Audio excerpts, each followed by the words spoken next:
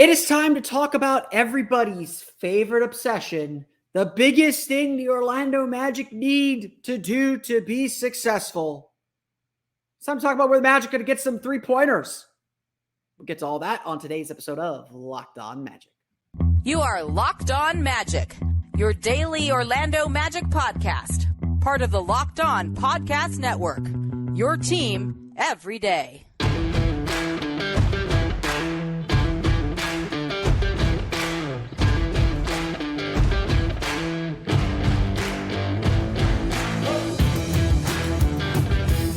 And you are indeed Locked On Magic. Today is August 24th, 2023. My name is Philip Rossman-Reich. I'm the expert and site editor over at OrlandoMagicDaily.com. Of course, follow me on Twitter at PhilipRR_OMD.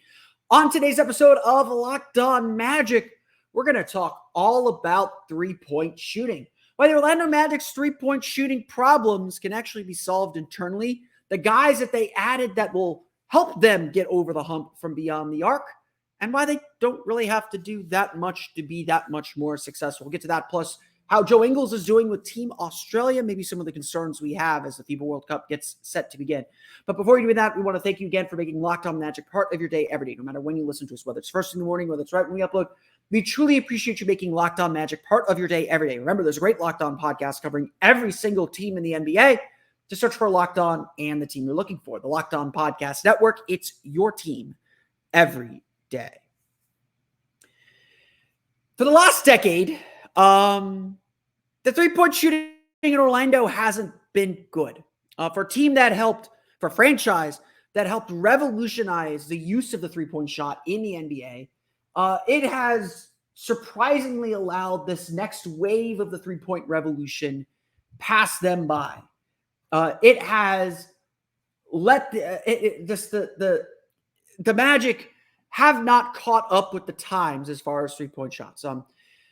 The Magic last year finished in the bottom 10 in three-point field goal percentage. They were 27th in the league in three-point attempts per game. And quite simply, the math just always seemed to work against the Magic. Why are we so obsessed with three-point shooting? It's not only because it's just the way of the NBA nowadays. We are obsessed with three-point shooting because the Magic simply do not have it. And to some games, that's what cost them. Last year, there were several games, at least 2, maybe 3 games, where the Magic simply could not keep up with the math that 3 is more than 2.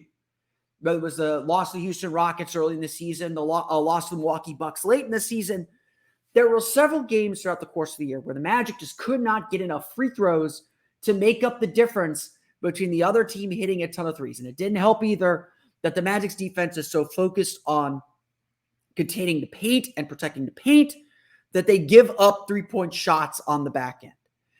That was just kind of the way the Magic are built and the way that the Magic run their defense and the way that they operate. So the Orlando Magic obviously want to be a little bit different. They want to do things a little bit differently. They want to put themselves in a position where they don't have to rely on free throws as much. And look, the Magic had their games where they hit a ton of threes too. We're going to talk about some of them here in a minute. But the three-point shot's got to be consistent, because the fact of the matter is, since Dwight Howard left, the Orlando Magic have not been outside the bottom 10 in the league in offensive rating. And their three-point shooting is a big, big reason for that. But I am here to tell you that the Magic's three-point problems can be solved, that the Orlando Magic can be a better three-point shooting team, and they don't have to do very much to do it. It starts, though, with their best three-point shooter, and that is Gary Harris. Last season, Gary Harris absolutely established himself as one of the best three-point shooters in the entire league. He shot 43 quietly, at least, if we're not talking about it up. He shot 43.1% from beyond the arc on 4.5 attempts per game. For reference, Franz Wagner, a pretty good three-point shooter himself, also at 4.5 attempts per game, shot 36.1%. Now, whether Gary Harris can match that 43.1%, again, it is certainly a fair question to ask, but he has been a reliable and steady three-point shooter throughout his career. It's one of the great things about him. In fact, what's so interesting about Gary Harris, in my opinion, is the problem is they don't get him enough shots. And This is where the rub lies with the Magic's three-point shooting. Because in addition to not being a great three-point shooting team, anyway, part of the reason why is the Magic are not a great passing team. By every metric, and some of it has to do with their offense and their poor shooting, so it's cyclical. I'm not going to sit here and say that one thing causes the other, but there are a lot of correlations here that seem to make sense. The Orlando Magic last year were near the bottom of the league in passing, just pure passing stats. They're 26th in the league in assists at 26.2 per game. They were 25th in the league in potential assists at 42.4 potential assists per game. That's shots that could have become assists. And 28th in the league in secondary assists at 2.3 per game. The Magic were actually in the bottom 10 in the league in total passes made. Now, certainly some of this has to do with the fact that that Paolo Banchero is an isolation player. They ran a lot more ice. They were 29th in the league in ISOs in 2022. They're about middle of the league, near the top of the league in isolation plays per game, according to data from Second Spectrum last year. Complete flip on the Orlando Magic, and that's personnel. They run a lot of pick and rolls and a lot of cutting actions with Franz Wagner. And, Wagner is a great passer, but he's not quite a great passer yet. When you look at Gary Harris, then, the games where he scored the most and took the most three-point attempts per game in a game occurred when the Magic were better passers. The most three-pointers Harris took in any game was a 3-for-10 performance in the overtime win over the Miami Heat. Okay, that's a loss. Ignore the percentage for now.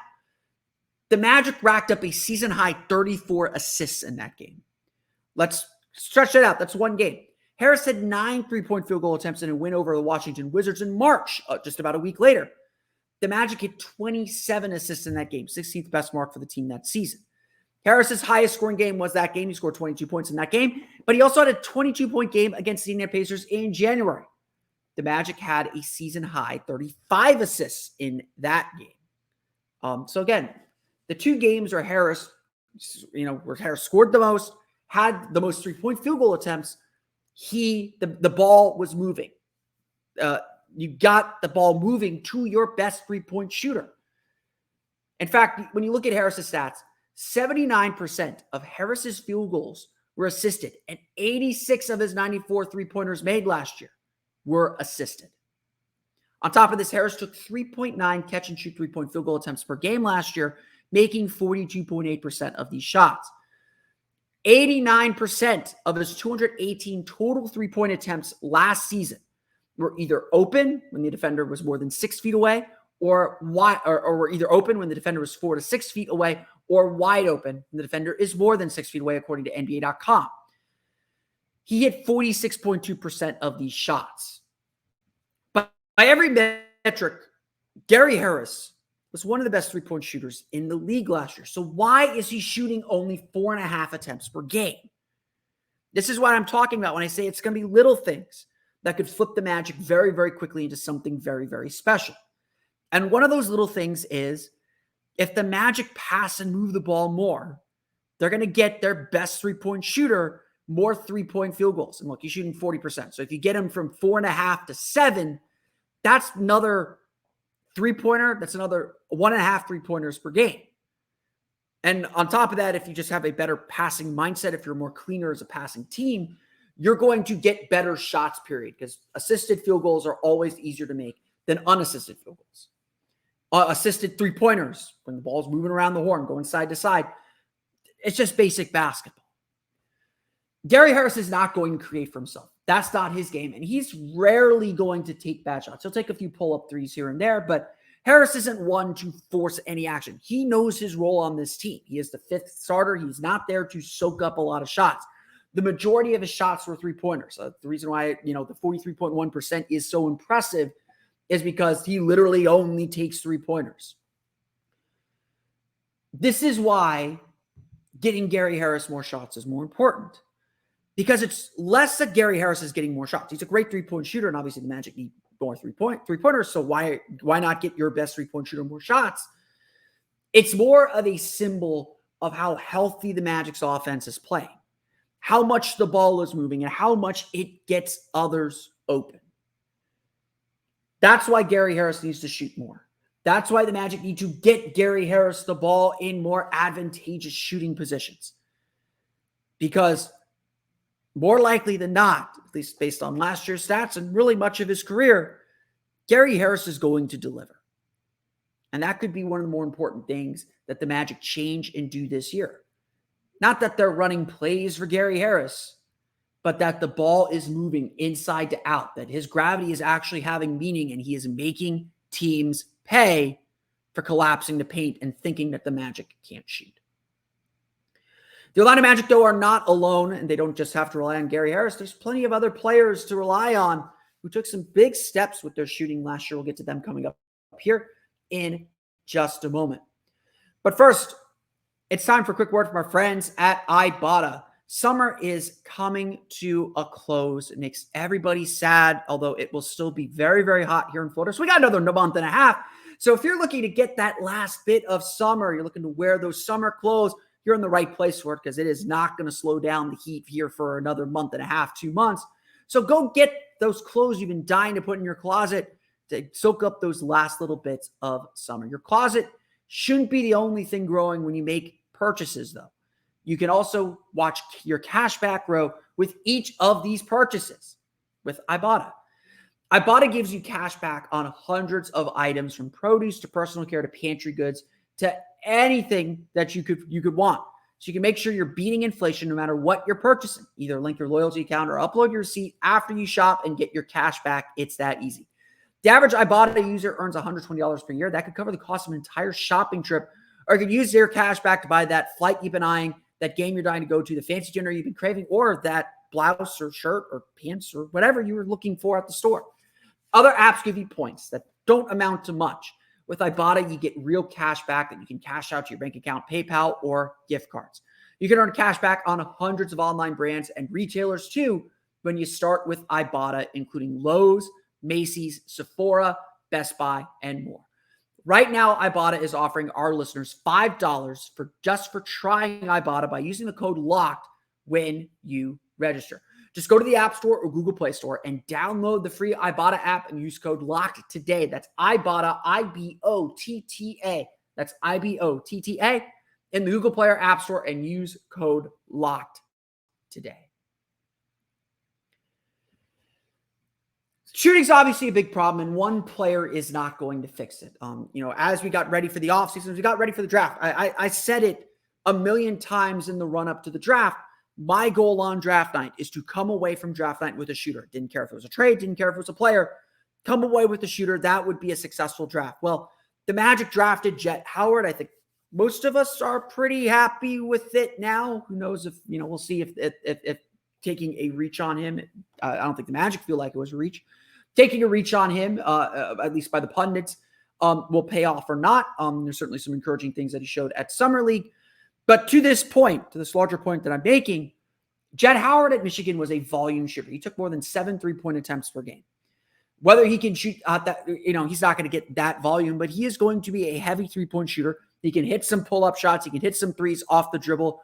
If the Magic were looking for a Gary Trent Jr. type player, and I know some Magic fans thought that the Magic should have chased after Gary Trent Jr., he ended up staying in Toronto anyway. If the Magic are looking for a Gary Trent Jr. type volume 3-point shooter, Gary Harris isn't that. Gary Harris is not a natural shoot 5, 6 3-pointers per game type of player. He's at 4.5. That's a lot. That's a lot for him. Not the most. He had 5. He shot 5 per game in 2022. But the Magic need a guy that's going to take 6 or 7 3-pointers per game if he's going to play heavy minutes. And that's one of the things that Jet Howard could very well provide this team. But the Magic have plenty of players on their own. And look, that's how Jet Howard's going to stand out and make his mark on this team. If Jet Howard is playing, it's because he's a shooter, and the Magic need shooting desperately. But the Magic have other options they can go to. And surprisingly, there are some interesting players who made real gains as the season went on. You could go down the list of shooters for the Orlando Magic. Jonathan Isaac shot 40% on 1.4 attempts per game in 11 games. So, small sample size. It's Jonathan Isaac, but his 3-point shot was really coming around in 2020 before his injury, in the 2020 season before his injury, because he only played like 3 games in 2020. It was coming around in the 2020 season. It's probably been the only thing he's been able to work on. We don't know if Jonathan Isaac is a much better shooter at this point. Cole Anthony shot 36.4% on threes from 3.4 attempts per game. He shot better than 40% after the All-Star break. In fact, after the All-Star break, he shot better on threes than Gary Harris, if I'm not mistaken.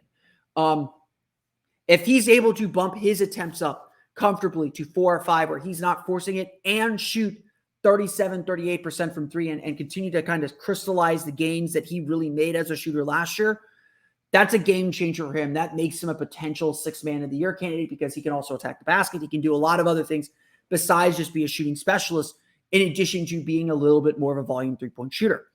Wendell Carter shot 35.6%, which is good for a center, although 3.9 attempts per game. Felt like he was it often felt like you knew it was going to be a bad game for Wendell Carter when he took too many threes. Keeping him at around 3 is probably the right number. Franz Wagner, we know, can be an excellent 3-point shooter. He's done more movement shooting in World Cup play. But the guy that obviously everyone's eager to see take another step forward. There are 3 guys that are eager to see take another step forward, and all 3 of them have shown signs that they can do that. Markelle Fultz shot 31% from 3. That's certainly a climb up from where he was last year on 1.5 attempts per game. He continues to show a willingness to take threes. No one's expecting him to hit 35% this year, but he could be someone, that if that percentage continues to climb, it's just enough to keep the defense honest. That's all he needs. It's enough to keep the defense honest and to continue to be willing to take those shots. If there are people that wanted to compare him to Ben Simmons, another kind of Sixers player who struggled with Sixers draft pick who struggled with injuries, we always said, look, the difference between Ben Simmons and Markelle Fultz is not afraid to take those threes. He will take them when he's comfortable. If he's uncomfortable, he's not going to take them, but he will take those threes. Paolo Banchero is another guy, 29.8% 3-point shooting on 4 attempts per game. By far the worst kind of mix of volume and percentage on the team. But if you throw out the 1 for 32 February, which we really can't, but we will, he shot 33.3% from 3, which is pretty good for a rookie, especially for a non-shooting rookie. So there's definitely a chance for him to take a step up. But really the guy everyone's eager to see is Jalen Suggs. He shot 32.7% on threes on 3.8 attempts per game. However, after the All-Star break, so a sample of 19 games, big enough that we can't ignore it, but small enough that we can't say it's permanent, he shot 36% on 3-pointers. And there are a couple of big games in the process there where he had really nice shooting games and a couple of games where he's like 1 for 4, 1 for 3, 0 for 2, stuff like that. But if Jalen Suggs, who's had a healthy offseason, and by all accounts, if you listen to him on the 6-Man Show earlier this week, by all accounts, seems to have taken some steps forward at just being able to develop and play all offseason without any restrictions, Jalen Suggs could be a player that takes a big leap with his shooting. And if he takes a big leap with his shooting, that opens up everything else about his game, offensively at least, that we really love and we really like. It's still not clear. And look, what I am proposing and what I'm saying is that, yes, the Magic did address their shooting needs in at least a small way. They added Dwight Howard in the draft. Like I said, draft night, the Magic had to get a shooter. They added Joe Ingles, who is an excellent shooter historically in the NBA. We'll talk a little bit more about him here in a moment. They added shooting. They have some knockdown shooters, some guys that they believe they can rely on for shooting. But this has kind of been my theme here late in the offseason, as we're really beginning to think about what the Magic need to do to get where they want to go next year, which, of course, is the postseason. It is not one big thing that the Magic have to do in anything. There is no one big thing. They were really close last year. It's going to be doing little things more consistently. It's going to be having little things flip in their favor more often than not. That's what's going to get them into the postseason. And one of those things is seeing some of these players just take a small step forward with their 3-point shooting. Be enough of a threat to give Franz that extra step. Be enough of a threat where Paolo, where that double team comes later, that collapse in the paint comes late, or just be a threat enough that whoever's driving, whether it's Markelle, whether it's Paolo, whether it's Franz, trusts you enough that if I kick the ball out to you, you're going to make the shot. And then that trust and then you reward that trust. The defenses recognize that trust. they back off a little bit, and that opens your game up. It's all cyclical. Everything in the sport is cyclical. Trying to create space is cyclical. It's about the players around you and your ability to actually create that space and see what the defense is giving you. It's not going to take much. They don't need Cole Anthony. Cole Anthony shooting 40% from three would be great. If he's at 38%, that might be enough. They don't need, Jalen Suggs shooting 36% like he did after the All-Star break. That would be great. If he's at, he goes from 33% last year to 34, 35% consistently, that could be enough. Now, that could be enough to get them into the play-in, into the postseason, to get to the playoffs, to get to the 6th seed, to advance.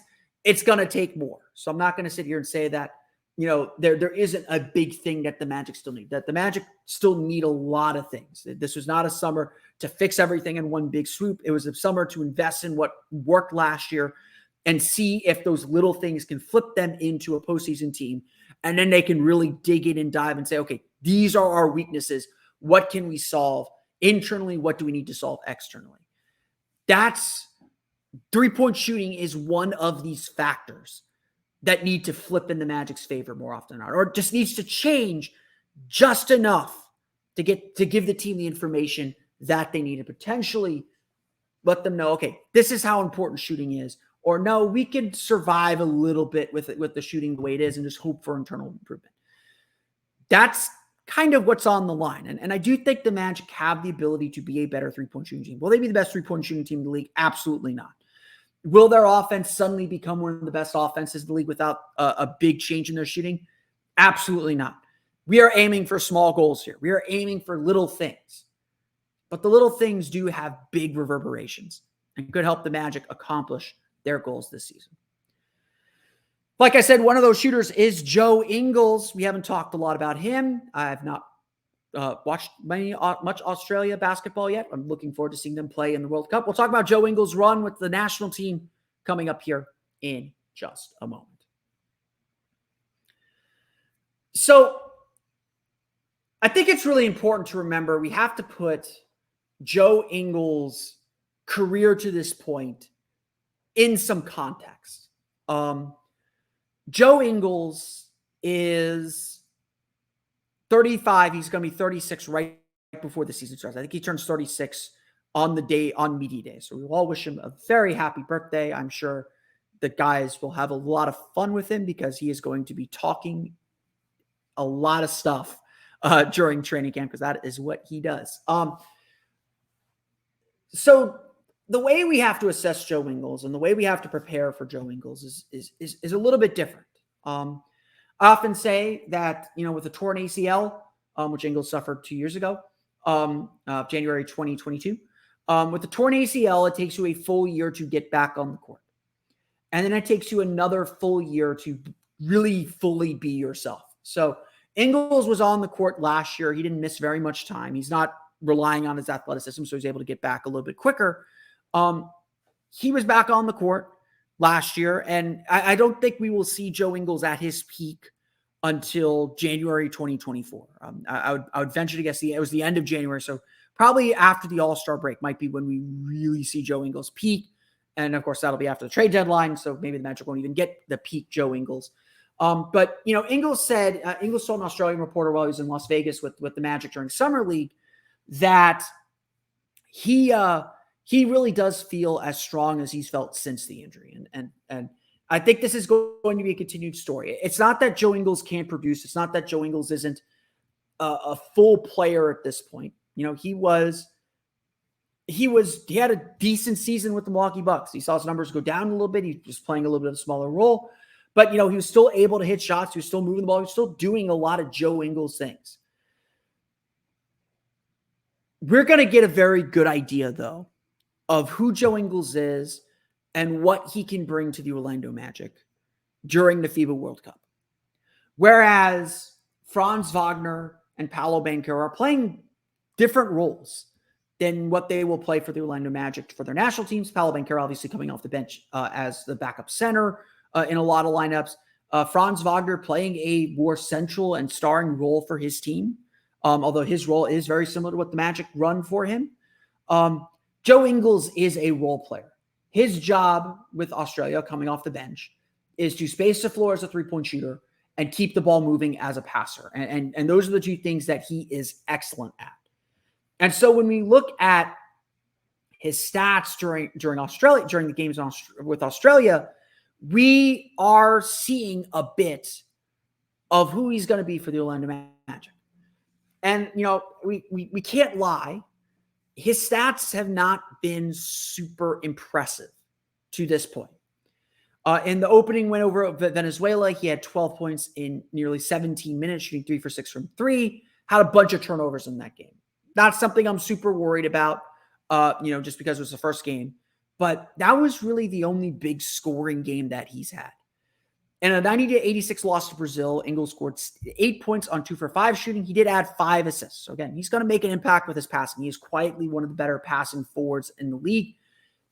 Just a really smart player. He doesn't move too fast. He doesn't really force things. So he takes what the defense gives them and gets guys open and makes really pinpoint passes and makes great kind of next person passes. So, we're talking about getting Gary Harris more shots.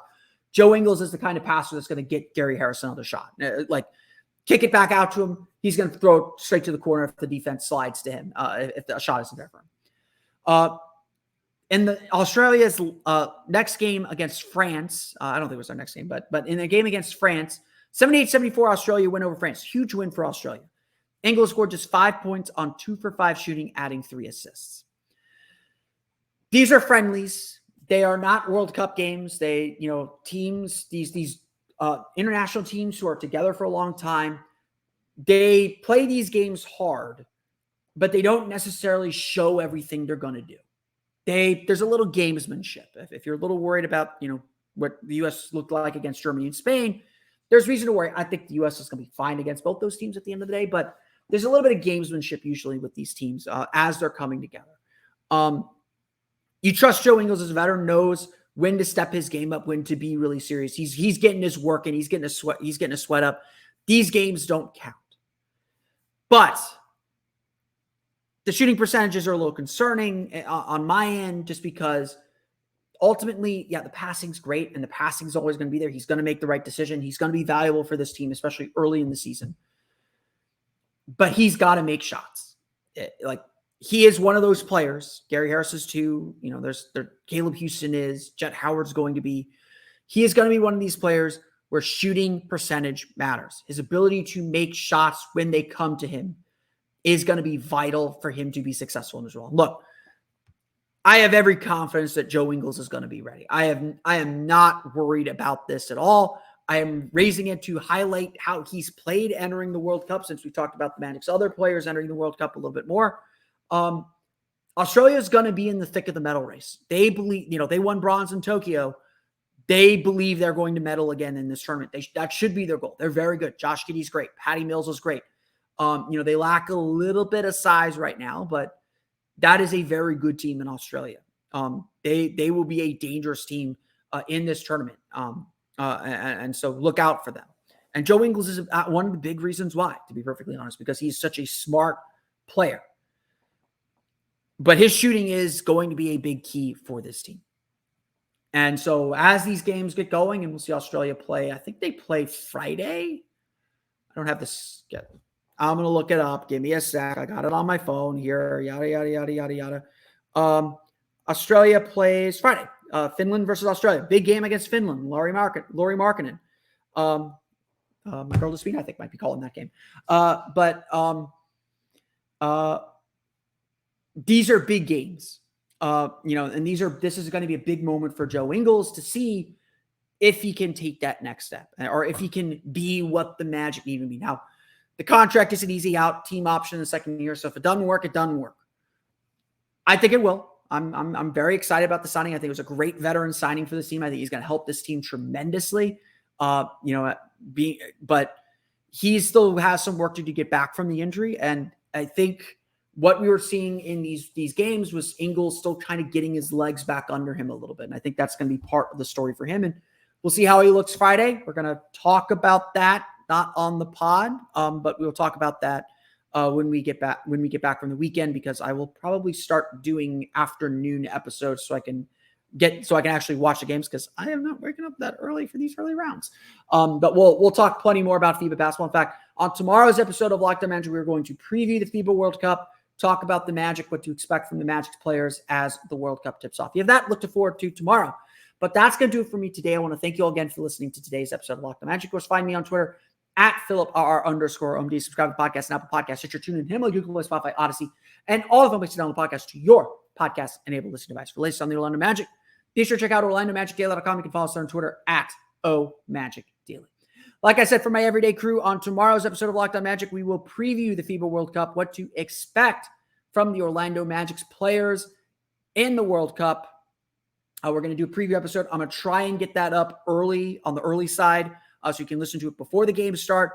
The first tip-off, I think the Australia-Finland game is a 4 a.m. tip-off, so I will not be watching that live. I like to sleep, but I will watch that. We'll have recaps and notes from all the Magic games, all the Magic players' games throughout the World Cup.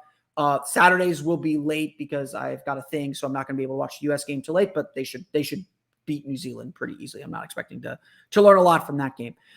I'll have notes and stuff on OrlandoMagicDaily.com, so don't worry. We will have you covered for the FIBA World Cup. Just know that starting next week, we're probably going to shift to an afternoon schedule. I may start that on Sunday. So Sunday for Monday, that episode may be a Sunday afternoon episode so that we can get all the FIBA games in and talk about them before they grow stale because it is basketball season again. But that's going to do it for me today. I want to thank you all again for listening to today's episode of Locked On Magic for Orlando Magic Daily and Locked On Magic. This has been Phil Rossman-Reich. We'll see you all again next time for another episode of Locked On Magic.